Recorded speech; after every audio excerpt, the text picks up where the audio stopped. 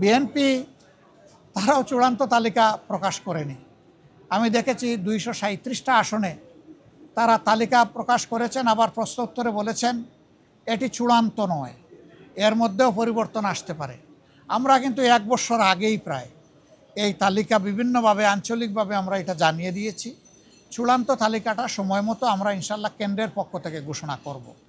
তবে যেহেতু আমরা একা ইলেকশন করব না, আরও অনেককে আমরা ধারণ করব, দেশ এবং জাতির স্বার্থে সব দিক বিবেচনা করেই চূড়ান্তভাবে যথাসময় ইনশাল্লাহ আমরা প্রার্থী ঘোষণা করব।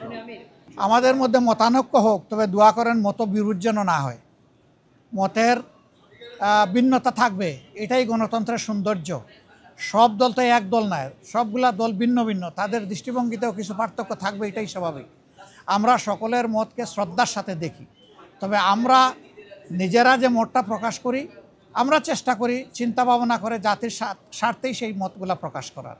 অতএব মতানৈক্য এটা ডেমোক্রেসির সৌন্দর্য, এটার জন্য এখানে বিরোধ লেগে গেছে অথবা অনেককে একেবারে দেশ অস্থির হয়ে গেছে, আমরা এটুকু চিন্তা করতে রাজি নই। যে 1 সপ্তাহ সময়ের ভিতরে রাজনৈতিক দলগুলা বসে যদি একটা কনসেনসাসে পৌঁছতে পারে, সরকারের জন্য এটা ভালো।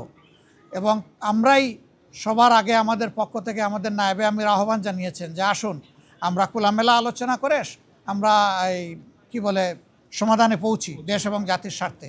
আমরা আশা করি অন্যরা আমাদের এই আহ্বানকে সাড়া দেবেন ইনশাল্লাহ। ফেব্রুয়ারিতে নির্বাচন আমরা দেশবাসী সবাই দেখতে চাই ইনশাল্লাহ, শুধু আমরা না, সবাইকে নিয়ে আমরা দেখতে চাই। Thank you so much. আসসালামু আলাইকুম রহমতুল্লাহ।